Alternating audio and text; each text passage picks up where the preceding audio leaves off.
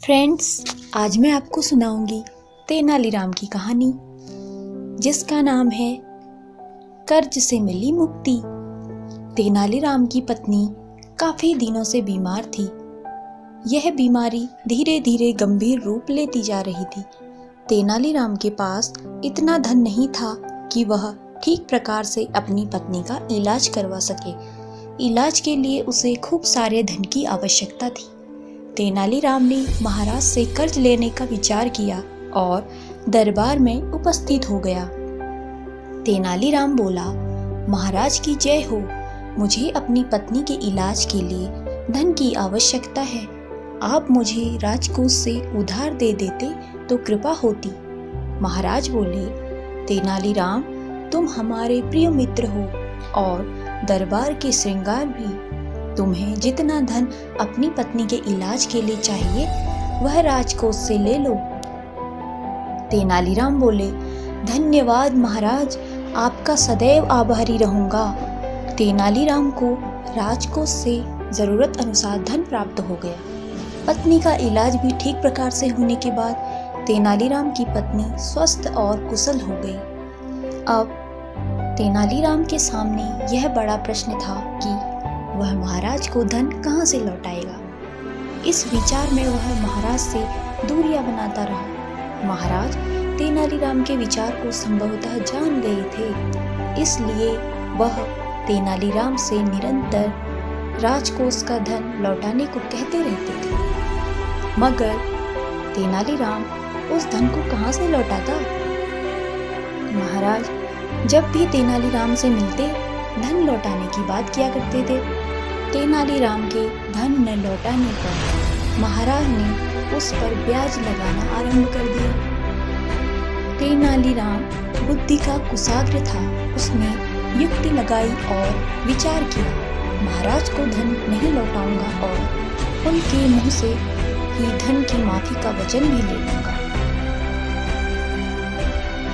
ऐसा ही हुआ।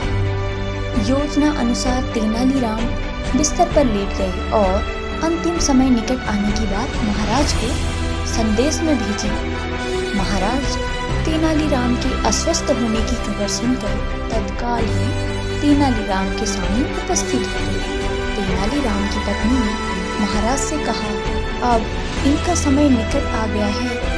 ना कुछ खाते हैं ना कुछ पीते हैं, बस इन्होंने मरणासन्न ग्रहण कर लिया है। तेनालीराम से हालचाल पूछने पर उसने कहा, महाराज मेरा समय निकट आ गया है। आपसे लिया हुआ धन मुझे मरने नहीं दे रहा है। यह मेरे ऊपर बोझ के समान है। जब तक मैं आपके धन को राजकोष में जमा नहीं कर पाऊंगा तब तक मुझे मृत्यु नहीं आएगी। महाराज ने तत्काल तेनालीराम को आश्वासन दिया, मैं तुम्हें मजाक करने के लिए धन मांगा करता था, मुझे वह धन नहीं चाहिए। महाराज के मुख से ऐसा वचन सुनते हुए तेनालीराम झटपट उठ खड़ा हुआ। महाराज ने आश्चर्यचकित होकर तेनालीराम को देखा और पूछा, अरे तेनालीराम, तुम्हारी तबीयत तो खराब थी, तुम मरने वाले थे।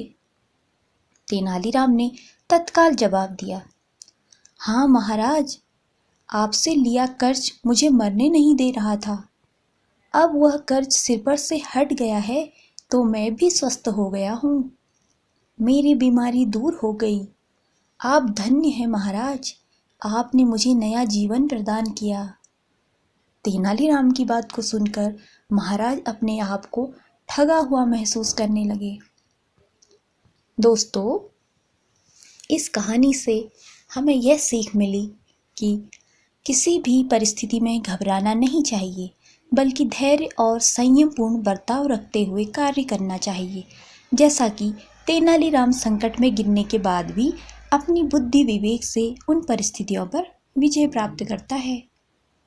जिन परिस्थितियों में साधारण मनुष्य घबरा जाते हैं और हार मानकर बैठ जाते हैं, वहाँ तेनालीराम अपनी बुद्धि विवेक से जीत जाते हैं।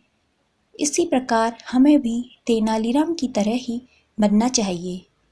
कठिनाई आने पर घबराना नहीं चाहिए, बल्कि अपनी बुद्धि विवेक का उपयोग करना चाहिए।